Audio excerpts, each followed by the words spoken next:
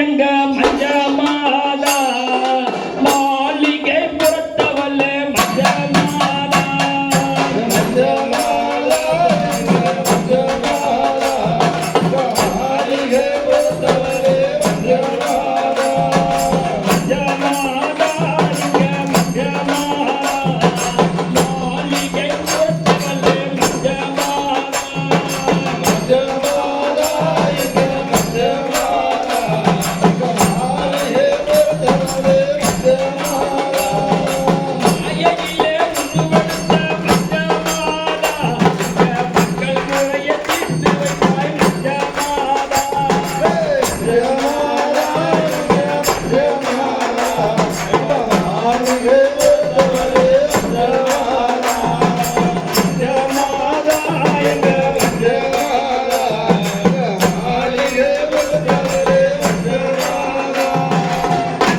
பரந்தன் என்ற அரக்கன் தேவர்களால் கொல்லப்பட்ட உடனே அவனது தங்கையான மகிஷி என்பவள் ஆத்திரம் கொண்டு கடுமையான தவம் இருந்து சரி எப்படி வரம் கேட்காது தெரியுமா? எப்படி சாமி? நமக்கு யாராலும் சாவு வரக்கூடாது, அப்படியே சாவு வர வேண்டும் என்றால் 2 ஆணுக்கு பிறக்கும் குழந்தையாகவும் அப்படியே ஒரு குழந்தை பிறந்து விட்டால் 12 ஆண்டு காலம் பூலோகத்தில் வாழ்ந்து பிரம்மச்சரியம் விரதம் கொண்டு சரி அப்படிப்பட்ட பாலகனை என்னை கொல்ல வேண்டும் என்று தவத்தை தூக்கி கொண்டு சரி அடுத்த சாமி விடாரம் பாருங்க. மகிஷி என்ற மோகினியால்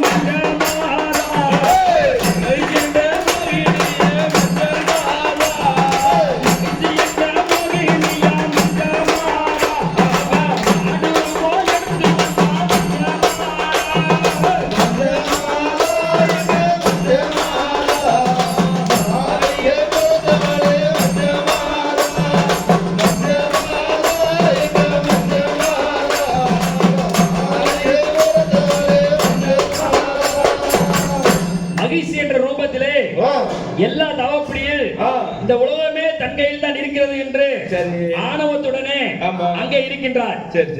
எம்பெருமான் பங்குனி மாதத்திலே உத்திர நட்சத்திரத்திலே பம்பா நதிக்கரையிலே அவதரித்து 12 ஆண்டு காலம் பூலோகத்திலே பந்தள நாட்டிலே ராஜசேகர பாடினால் வளர்க்கப்பட்டு தாய்க்கு தலைவலி என்று புளிப்பால் வேண்டும் என்று அங்கே தானம் செல்கிறார். அங்க எப்படி சொன்னார் பாருங்க. எப்படிப்பா? அயனிடத்தில் போர் புரிந்தால்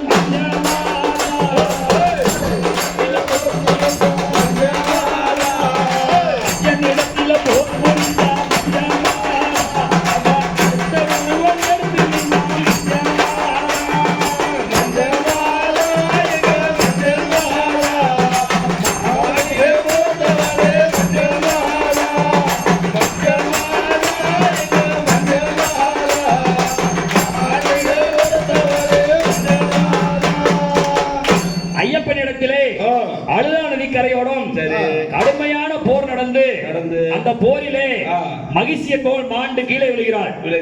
அவருடைய சடலம் அழுத ஆற்றையும் மறைச்சுக்கிட்டு நிக்குது. சரி அப்படிப்பட்ட அந்த சடலத்தை ஏன் இப்படி இருக்கு அப்படின்னு எல்லாம் சாமியாரை கேட்கும் போது நம்ம எம்பெருமாள் ஐயப்பன் என்ன செய்யறாருன்னா அப்படியே ஒரு காலை வச்சு ஒரு ஏத்தி விடுறாரு. ஏத்தி விட்ட உடனே அப்படியே ஓடிடுது. அப்ப சொல்றாரு ஐயன் பாதம் பட்ட உடனே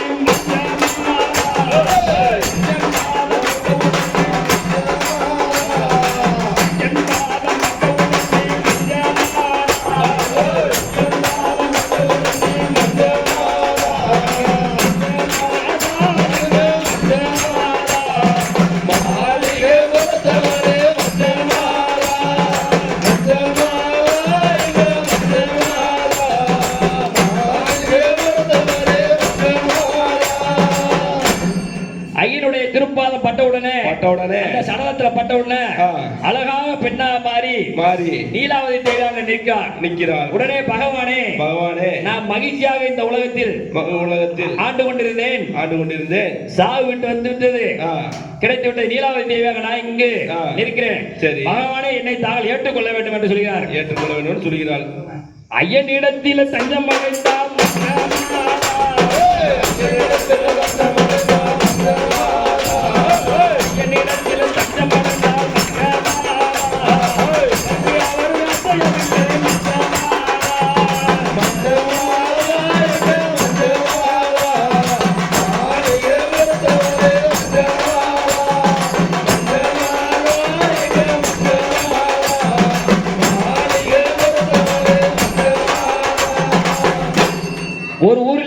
கஷ்டப்பட்டு மறு ஊருக்கு சென்று தஞ்சம் அடைஞ்சால் எல்லோரும் காப்பாத்துவாங்க.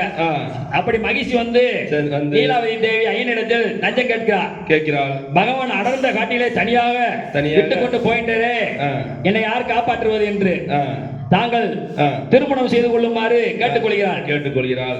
பகவான் நான் அவனை ஆதரித்து உன்னை மகிழ்ச்சியாக சம்காரம் செய்ய நான் அவரை தன் பிரம்மச்சரிய விரதம் கொண்டு நான் சபரிமலையில் குடிகொள்ள போகிறேன். ஆகவே நீ இடது பக்கம் நீலாவதி தேவியாக மஞ்சமத தேவியாக அடர்ந்து கொள்வாய் என்று அவ்வாறு ஆணையிட்டார். பகவானே நான் இதை எப்படி செய்ய நம்புவது? தங்களுடன் வர முடியாது. நீர் இப்பொழுது தன்னை திருமணம் செய்து கொள்ள வேண்டும் கட்டாயப்படுத்துகிறார்.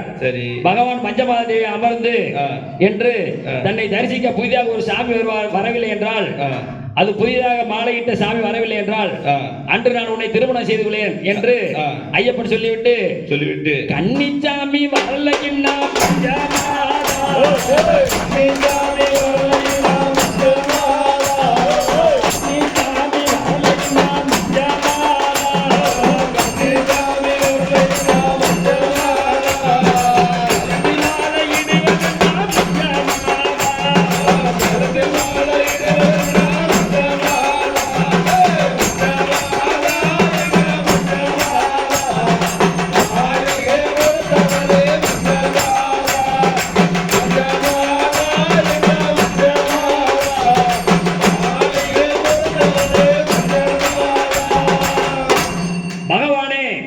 புதிதாக வருவர்கள் என்று நான் எப்படி கண்டுபிடிப்பது என்று கேட்டுக்கொள்கிறார். கேட்டவுடனே எரிமலையில் புதிதாக வருவர்கள் ஆட்டமாடி ஒரு குச்சியை ஒன்று கையில் எடுத்துக் கொண்டு வருவார்கள். அவர்கள் சரங்குற்றி என்ற இடத்தில் அந்த குச்சியை குத்துவார்கள் என்று சொல்கிறார்கள். அவர்கள் கன்னிச்சாமி நீதான் பார்த்து கொள்ளணும் அப்படின்னு சொல்றாப்ல. அப்படி யாரும் வரலைன்னா நான் உன்னை திருமணம் செய்து கொள்கிறேன் என்கிறார். ஐயனூரத்த மொழி என்று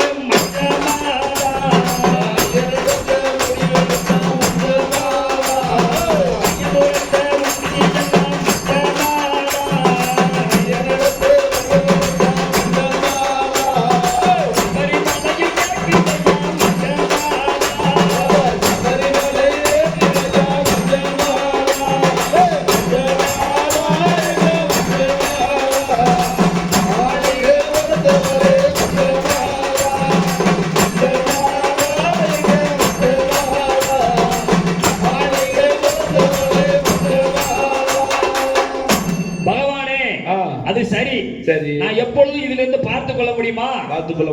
புதிதாக வருவர்கள் யார் என்று நான் எப்படி காண்பது என்று பார்த்து அவர் மன்றாடி கேட்கிறார். அதற்கு பகவான் மகர சங்கராதி என்று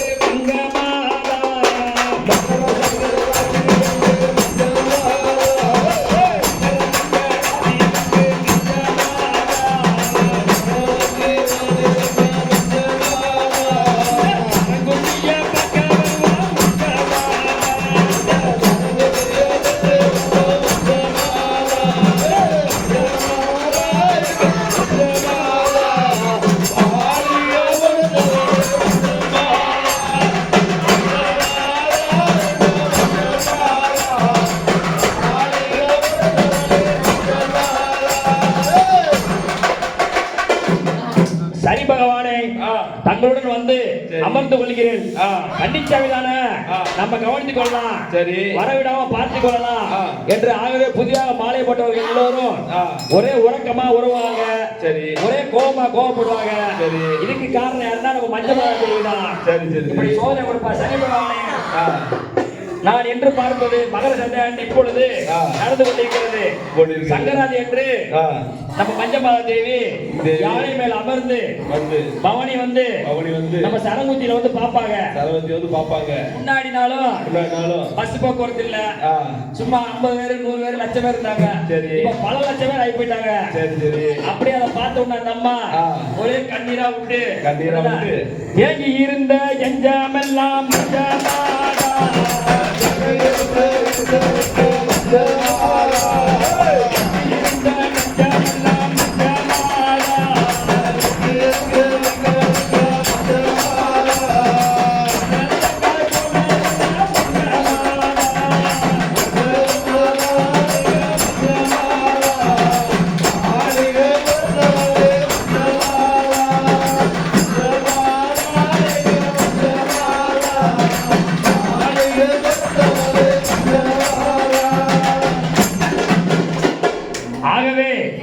புதிதாக மாலை போடுவர்கள் போட